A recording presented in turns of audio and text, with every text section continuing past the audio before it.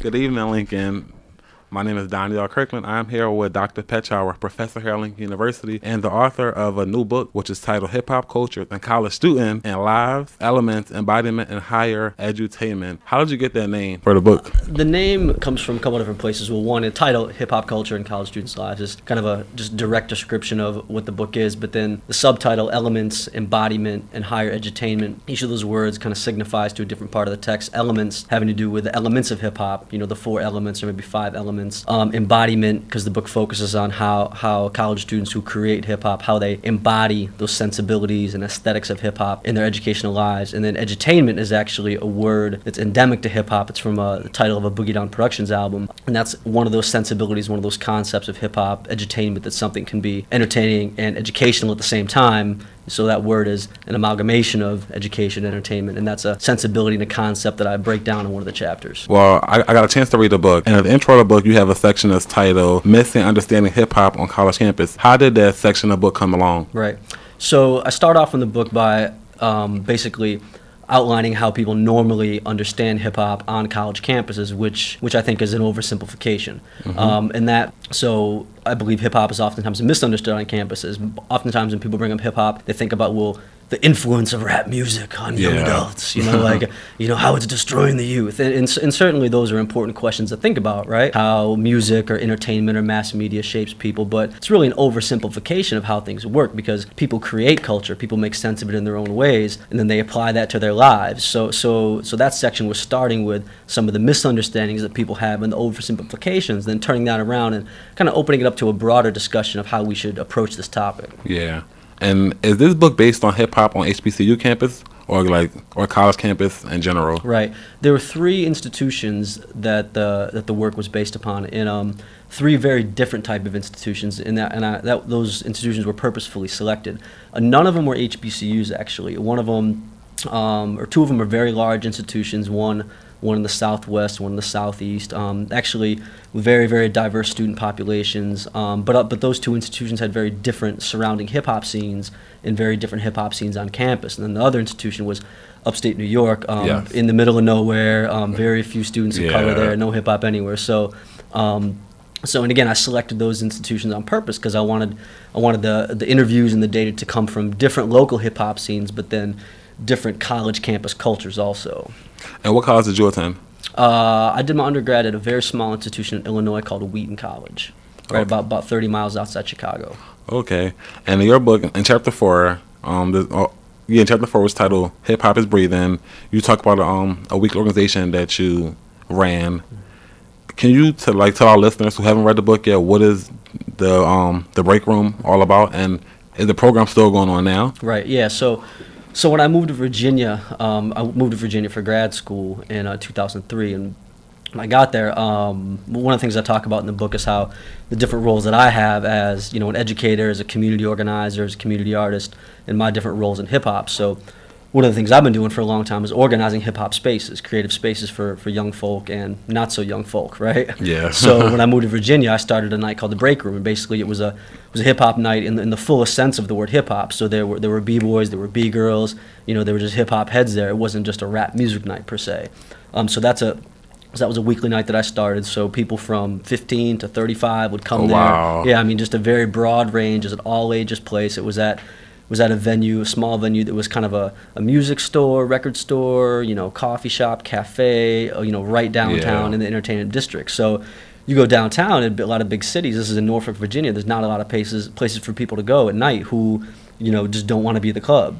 So this was an all-ages night weekly that people would go to, and it went on for a few years. And when I left the area, actually, when I finished grad school and left there, there were a couple people who tried to keep it going for a little bit, but it's kind of hard to hold down without me there. So, but a lot of those people who were sort of essential to that night have gone on to promote different events, do different things, and I'm still in contact with a lot of them today. Through the kind of worldwide hip hop community. So besides the Break Room, do you have any other organizations that you're a part of or that you have? Right. So. Actually, yeah, there's the longest running all ages hip hop night in Philadelphia is called The Gathering, and that's been going on for 16 years. Wow, that's a long time. It's an incredible night. So again, that's an all ages, free, or I think it might cost $2 now. Yeah. Monthly event the last Thursday of every month at a place called the Rotunda, right downtown on 40th and Walnut. So that's obviously been going on for long before I've been a part of Philadelphia, because I live in West Philly. But I'm one of the people who now organizes that and helps run that. And then, so that's one of the things I do right now. And then there's been a couple events that I've started in the different communities I've lived that actually go on today. And these are kind of all ages, breaking oriented, b-boy oriented nights, that annual events that happen. Oh wow. From North Philly, so you're from West Philly. Right. So I'll have to check that out one day. Yes, you do. Last Thursday of every month, 10 to 2. Okay. And in the book it says that you play heavy funk and classic hip hop. What made you choose those two genres of music? Right.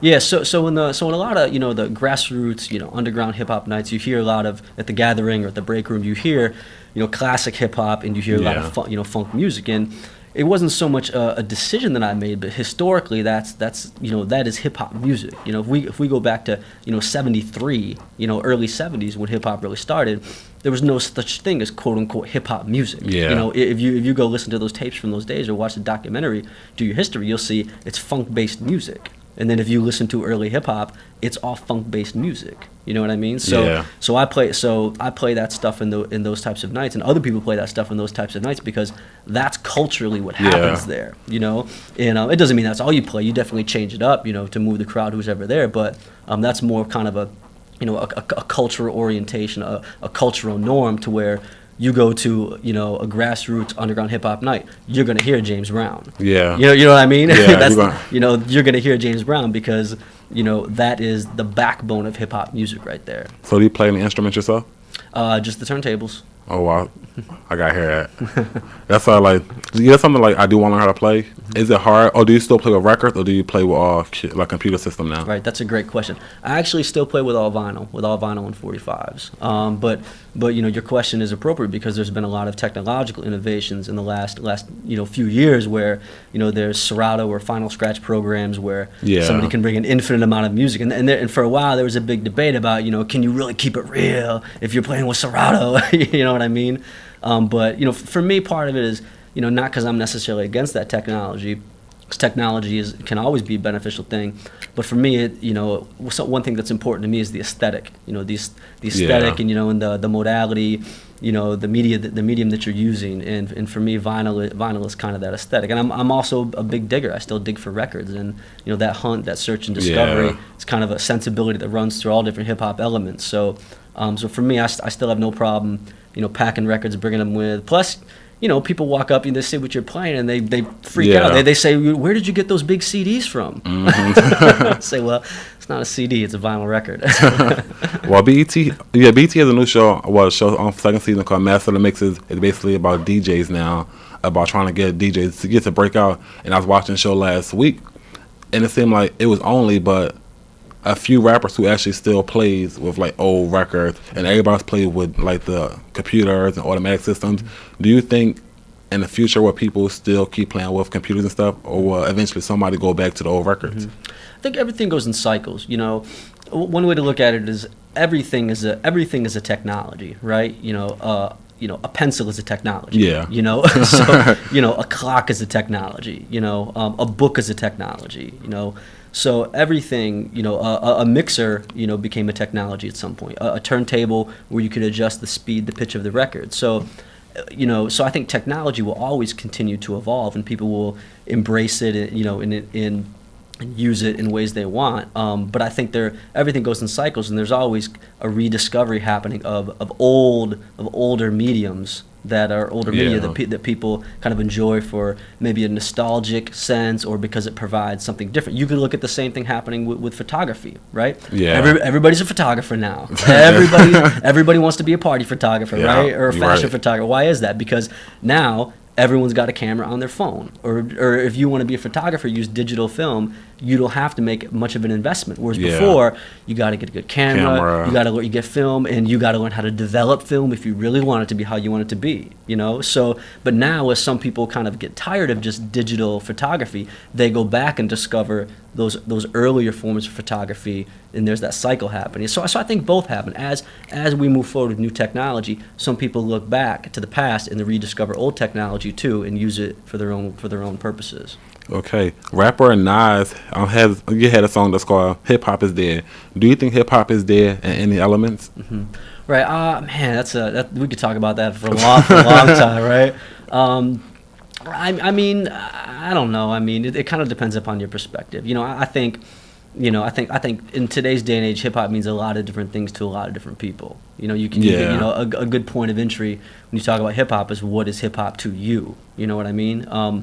So, I mean, to be honest with you, I wish more people really thought it was dead, because then companies that kind of appropriate it for marketing, or people who are into this week and into that the next week, they'll just kind of go on, leave it alone, and then people who who maybe really identify with it, or really is something that you're interested in, they'll kind of more cultivated and take care of it, and everyone else will walk away and get into something else.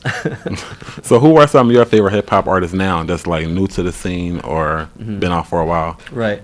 Some people who I think are really good today. There's an MC named Blue, BLU, from out west. I think he's really good. I'm always impressed with the Roots. Yes. I'm always impressed with just the longevity of the Roots, and just how they're able to find their way into so many different projects, whether it's the Jimmy Kimmel Show, or the mural stuff they're doing in Philly. It's at some point somebody's longevity in their just whole body of work just becomes overwhelmingly, and just the weight of it is just incredible, and they've been there for a long time. Even though they've never really been my favorite or anything. At one point I just got back and realized, this is insane how long these people have been around and have been relevant.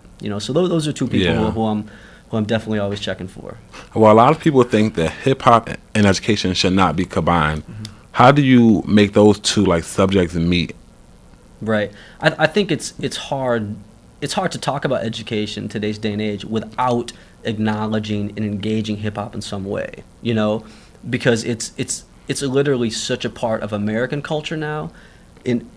It's such a part of American culture now that people don't even realize how it is, in terms of, the accepted lexicon and words that are in the dictionary, the sensibilities, the habits of mind, habits of body, that they're literally part of American culture now for almost 40 years. You have to engage it in some ways. Yeah. And I think, no matter what topic you want to talk about, whether you want to talk about gender, whether you want to talk about history, whether you want to talk about, activism, politics, education, there's an entry point to each of those topics through hip-hop. Yeah. Because hip-hop has engaged each of those on some level, whether it was historically or whether that's today. So I think that actually, wrestling with it and also critiquing hip-hop at the same time is an important starting point. Just because we talk about something in an educational way doesn't mean we just accept it. Just because you may enjoy hip hop or love it doesn't mean you're uncritical of it. I would argue it's the opposite. If you actually enjoy it and love it, it's incumbent upon you to critique it and embrace it in those ways. So I think there are a lot of there's necessary intersections between hip hop and education that makes education more dynamic if we explore those. Yes. And my last question for you is, why is hip hop so important to you, and what age did you start to love hip hop? Right. Man, what age? I don't know. It's a lot. I mean, for me, it was a very gradual thing. I remember early on, everybody my age kind of grows up at some point, and you hear hip hop, and at some point in your life, you find yourself rolling around on cardboard on the ground, right, trying to spin on your head. It was over a period of time, but I mean, definitely. When I started spending more time downtown Chicago, as in my early adult lives, is when I saw more, hip hop not just as a music but as a culture. So all of these expressions, these elements, happening in the same spaces, and you start to see the continuity between them. So start to understand it not just as a music or a culture, a music that you hear on the radio, but as a full embodied culture that real people and real places create and sustain. So in terms of in terms of what's your first thing you asked me? Why is hip hop so important to you? Why is it important? Yeah, I think it's important to me because as an educator who comes at things from that perspective, you always have to engage with what's happening in the world and in people's lives today, whether they're youth, whether they're adults. Good education always starts where people are, and if hip hop is a cultural aspect that's saturated our society, then we have to engage in that at some point. And the other level, there's much educational potential in hip hop. You know, if you whether it's the aesthetic of hip hop that causes people to draw information from a lot of different resources and use what's important. Keep the good, throw out the bad. That's a very educationally relevant and productive process. So that's something that's exciting to me, and also the fact that it gets us to think about and critique many different aspects of society. And for a lot of people, hip hop has opened them up to look at things in society from different perspectives that they wouldn't have already been exposed to, or that they wouldn't have already held. That's quintessential to education right there. So it has much educational potential. That's one of the reasons why it's so important to me. But before I get you out of here, can you tell all our listeners what's next for Dr. Petchauer? What's next for me? What's next? Well, office hours a little bit later today. Trying to keep everybody in line. No, I mean, there's a lot of things. I mean, I'm always invested in what's happening here on campus with the education department, preparing future teachers, to liberate those minds in the public schools. I'm always excited to be a part of that and training up next generation of teachers.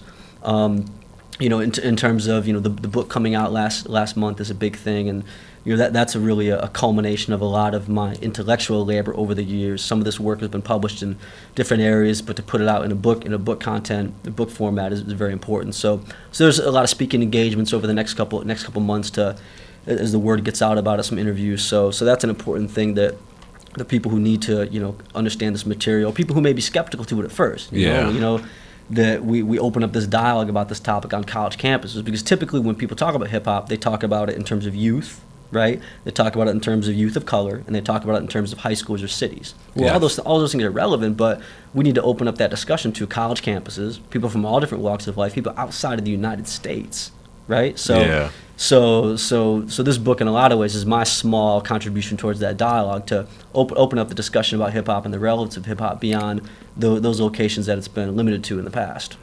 Thank you. I just want to thank you again for stopping past today, giving everybody your words of wisdom on hip hop, because as I can tell, you're very into it, like you're fluent in hip hop. So thank you again for coming in. You're welcome here at any time. This is Donnielle Kirkland here on WWLU 88.7 FM.